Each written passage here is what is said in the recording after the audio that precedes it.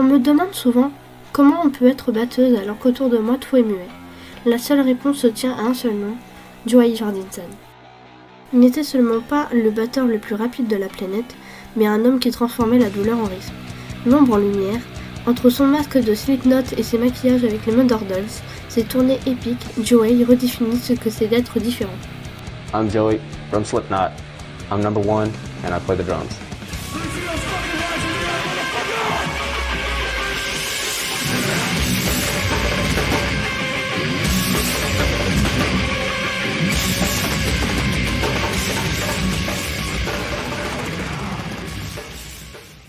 Aujourd'hui, je vais vous parler de l'histoire de Joey Jordison, le number one de Slipknot.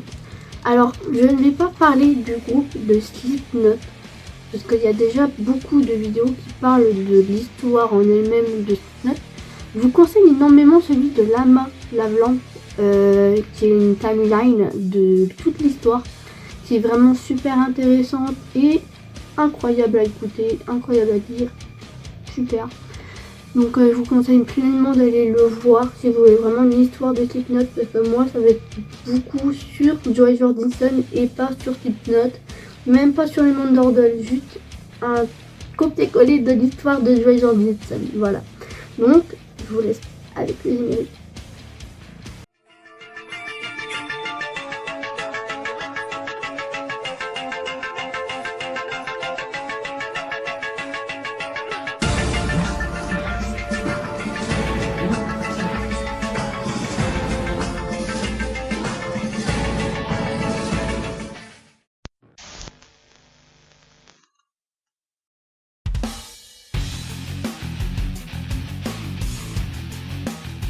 Tout commence à Des Moines, dans l'état d'Iowa, dans les États-Unis. Un petit garçon nommé Nathan Jonas Jordison, né le 26 avril 1975, qui vit chez ses parents et chez ses deux sœurs, Anne et Kate, à Donkey, à côté de sa ville natale. Déjà petit, il aimait faire le fou avec sa famille et ses amis. Il commence la guitare seulement à 5 ans et s'intéresse énormément à la musique, et il reçoit sa première batterie à ses 8 ans. Il subit beaucoup de moqueries pour sa petite taille et son caractère timide, mais derrière ses instruments, il devient fan de groupes comme Black Sabbath, Kiss, Slayer, Venom, Cannibal Corpse et Merciful Fate. Au lycée, il forme un groupe avec ses amis en étant guitariste, mais il prend la place du batteur à cause du batteur qui était médiocre à la batterie. Le groupe gagnait pas suffisamment d'argent, donc il travaillait dans une station de service et dans une boutique de musique. En 1995, il devient un des membres cofondateurs du groupe Slipknot.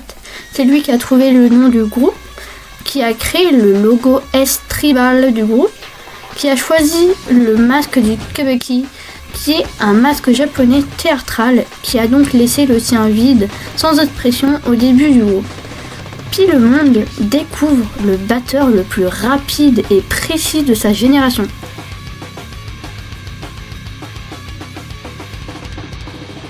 Joey avait déclaré qu'il écrivait des riffs de guitare dans ses rêves et qu'il les entendait, et donc au réveil, il enregistrait tout pour ne pas oublier.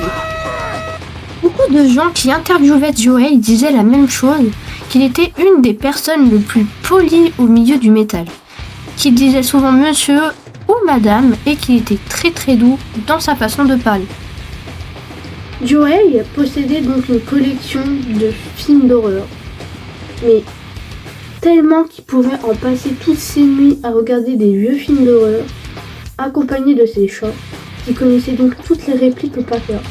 Il était fier de dire que tous ses sons étaient 100% organisés et qu'il se mettait souvent tout seul dans une seule pièce en jouant de la batterie, sauf que le problème, ça crée donc beaucoup de problèmes avec tous les guitaristes et même avec Paul, et qui faisait que Joey était souvent obligé d'intervenir donc pour calmer tout le monde, parce que ça se crée vraiment une guerre, parce qu'en fait toutes les compositions étaient tellement dures qu'ils n'arrivaient absolument pas à gérer et même à accorder leur guitare accompagnée de la batterie de Joey. Joey était un grand buveur de café, mais il en buvait tellement qu'en fait ses collègues de groupe de Slipknot en rigolaient souvent en disant tout simplement que son sang était remplacé de café tellement il en buvait. Joey adorait ses fans.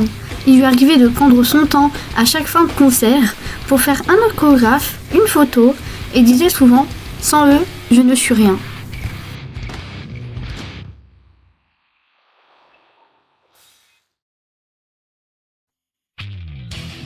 Après la tournée du groupe de leur album Aloha, Joey prend sa pause en laissant ses baguettes pour reprendre sa guitare et créer les Mother Dolls avec What the Free.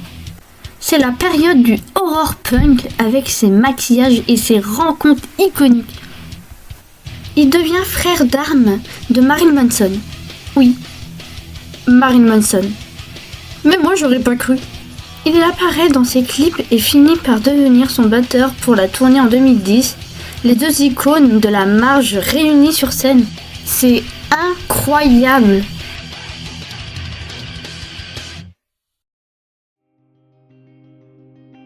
Puis vient le silence pour Slipknot. En 2013, Joey se fait renvoyer du groupe par un simple mail. Ses frères d'armes pensaient qu'il se droguait, mais la vérité était bien plus cruelle. Joey souffre d'une maladie appelée la myélite transverse. Ses jambes lâchent, il ne peut plus marcher et encore moins jouer derrière sa batterie. Car à chaque concert, le staff ou soit le groupe le portait tout simplement pour le mettre derrière son instrument.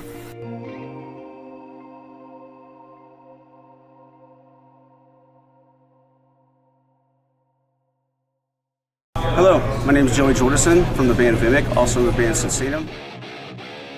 Il ne lâche rien, il réapprend à marcher et combat contre sa maladie et crée Vimic et rejoint Sinnum.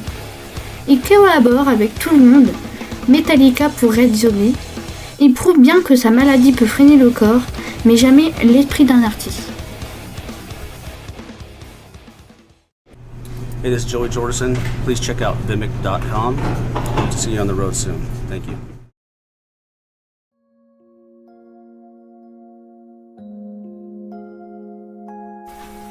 Joey Jordison s'éteint paisiblement dans son sommeil.